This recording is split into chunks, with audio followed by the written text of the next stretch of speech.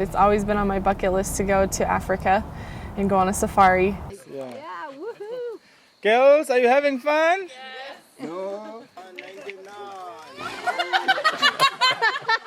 Africa sounded the most adventurous to me, and I love adventure so much, so I decided why not get credit and have the adventure at the same time.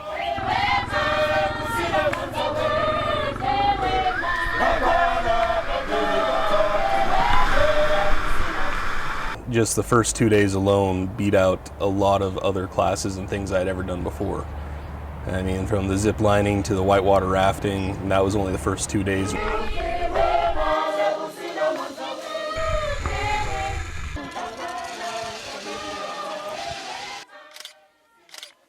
It's been wonderful to be here and experiment, taking different pictures and trying to be fast and catching the perfect moment, and also being patient and just looking for, I don't know, that one thing that you need to capture and share with others. I love seeing the elephants right by us, and when the baboon was up on the car, that was pretty funny.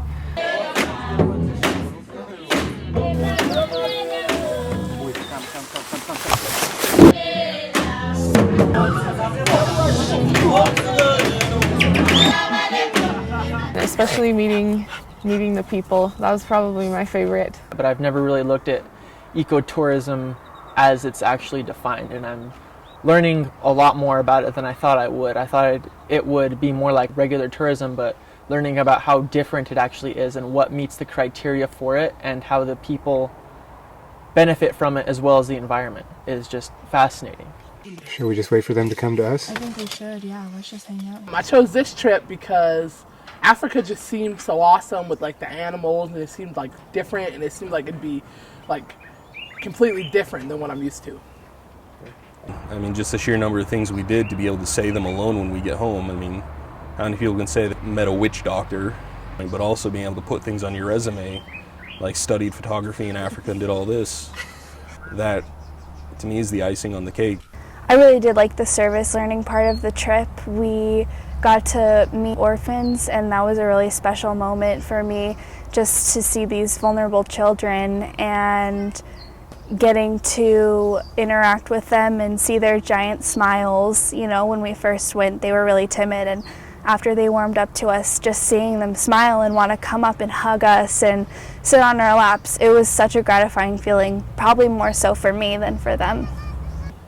I love kids, and even though I couldn't speak to them or understand what they were saying, it was so great to see their smiles and just be able to know that we could be friends even though we couldn't talk to each other. I really liked Shawula Mountain Camp a lot, just because that was one of our more rural experiences. I love getting off the grid, away from things, and I feel like we engaged in the community more there, both in visiting the homestead, the school. I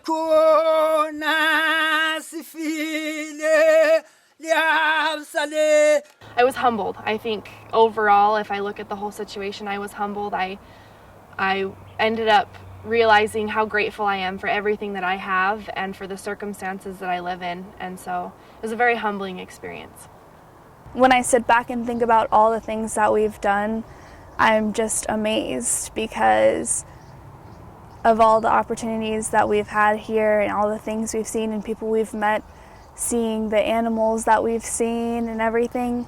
It was really something that I'll remember forever. When I think of study abroad, I think of new experiences, getting out of your comfort zone, and really just putting yourself out there for the world, saying, here I am, teach me. And I think that saying, here I am, teach me, really is what study abroad should be about.